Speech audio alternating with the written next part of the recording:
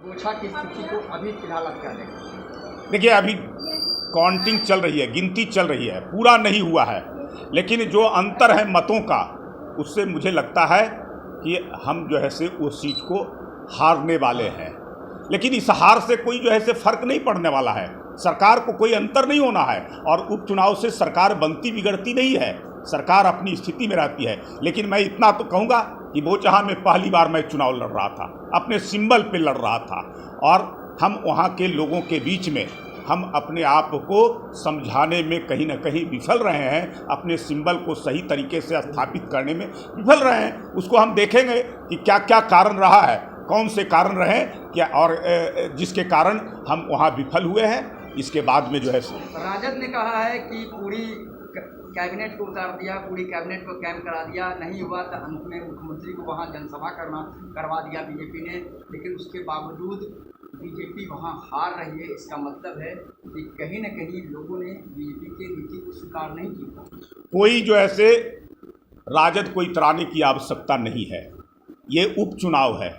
उपचुनाव से कोई जो ऐसे नीति तय नहीं होती है, कोई भविष्य राज्य का तय नहीं होता है, किसी सरकार का जो ऐसे बनना बिगड़ना नहीं होता है। इसके माध्यम से एक मैसेज होता है। और जहाँ तक कैंप की बात है तो उपचुनाव था, हमारे पार्टी में नेता है, दर्जनों नेता है, बड़े नेता हैं, केंद्र में हमारी सरकार है, मंत्री हैं, बिहार में मंत्री है, मंत्री जाएंगे, कहीं उपचुनाव होगा, किसी जगह जो ऐसे मुख्यमंत्री जो ऐसे हमारे सरकार के अगुवा कर रहे हैं, हमारी सरकार का नेतृत्व कर रहे हैं, और मुख्यमंत्री तो हर चुनाव में जाते रहें, कोई नई बात है क्या? कई सारे उपचुनाव हम हारे हैं, आम चुनाव में हम जीते हैं।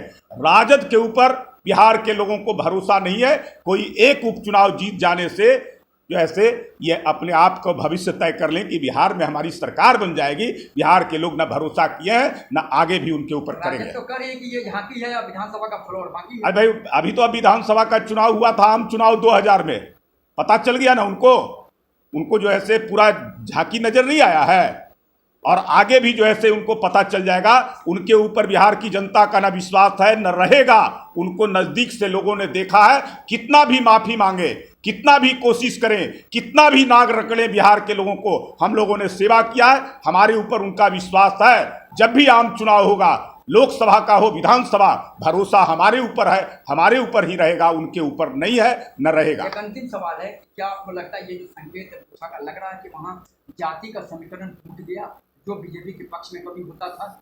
देखिए, उपचुनाव से इसका आकलन नहीं किया जा सकता है। स्थानीय मुद्दे भी बहुत सारे होते हैं उपचुनाव में, कोई राष्ट्रीय मुद्दा नहीं होता है, कोई प्रदेश स्तर का मुद्दा नहीं होता है, किसी पार्टी का भविष्य भी उसके माध्यम से या किसी सरकार का भविष्य नहीं तय होता है। इसलिए स्थानीय स्तर पर हो सकता है कि कुछ जातीय समीकरण कोई इस प्रकार का जो ऐसे रहा हो जिससे, लेकिन उसके बावजूद मैंने कहा कि हार होती है। इस हार की हम समीक्षा करेंगे और क्या कारण रहा है, उन कारणों को, कमियों को हम दूर करेंगे। हम अपने आप को सावधानी बरतेंगे और सचेत भी होंगे।